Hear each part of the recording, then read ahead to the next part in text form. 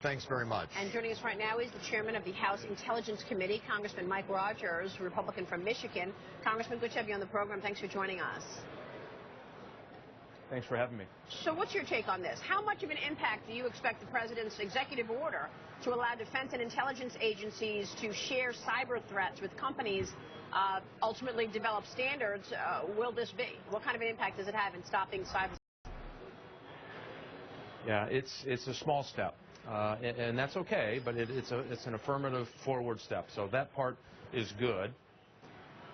Acknowledged in the State of the Union that A, this is a problem, good, and B, that there needs to be a legislative package passed in order to ensure.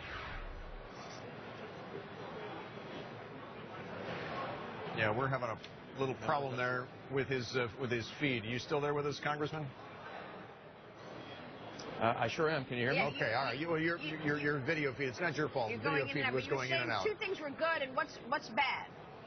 So you're gonna say I actually broke a camera. Thanks. You wouldn't be the first. Don't worry about it. Yeah, Is there a downside? Is there a downside to the president's suggestion? I mean, we've heard from Eamon there that there are some corporations, the U.S. Chamber of Commerce, for example, are skeptical of this proposed cooperation between the private sector and the public sector to try and come up with ways to thwart cyber attacks. Yeah. Again, part of their skepticism is this notion they're going to push standards that by the time the ink dries, they will be obsolete. This is a changing problem. It's a problem that will be dealt with in real time at 100 million times a second with zeros and ones flying at the light speed. So it takes a legislative package. The good news is the House passed a bipartisan package last year, and we're reintroducing a bipartisan package that has the support of the high-tech community, has the support of Wall Street, has the support of manufacturers and businesses all across the country, incorporates privacy protections. So we think that this is the bill, and the good news is the White House has said they're willing to work with us as the bill moves through the legislature, and that's a positive sign. I think that's a good thing. Yeah, but it didn't pass the Senate last year. Have you seen something? Do you think it'll change in the view of the Senate at this time around, or what's going to happen here, do you think? Yeah, I've been working with the Senate, both Republicans and Democrats, to try to craft something here. They wanted standards. They were hell-bent to get standards, which caused the business community, it was a bit of a backlash. So what I think happened here, the president's EO is dealing, in some sense, with standards, and it's a down payment. It isn't going to have a huge impact, but it's, again, a step in the right direction. I think that takes pressure off of the Senate so they can actually start to negotiate on this cyber sharing bill that's bipartisan and has passed the House. All right.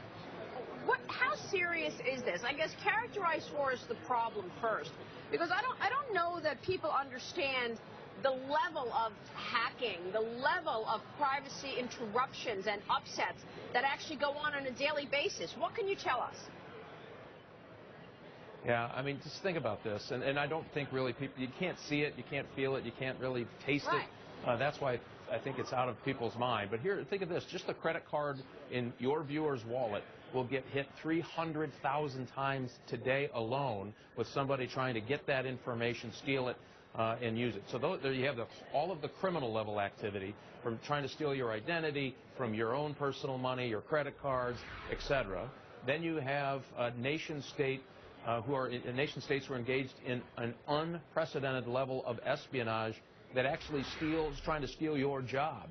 They're stealing intellectual property that's been developed, taking it back primarily to China, repurposing it there, and then competing against the company they just stole it from in order to put it as a part of their economy. And that's damaging U.S. jobs. It's damaging U.S. business.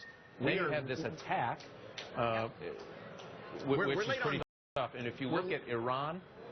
Yeah, go ahead. I mean, I was going to say, you know, we had this picture of a guy in his bathrobe in a trailer somewhere causing these hackings to go on, but we're talking about nation states that can be responsible for this in many cases, don't we?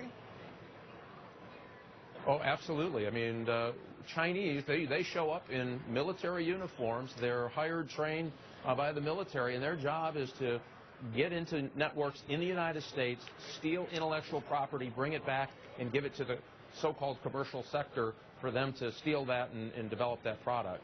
But at the same time, you have this new level of attack coming from what is publicly reported as Iran.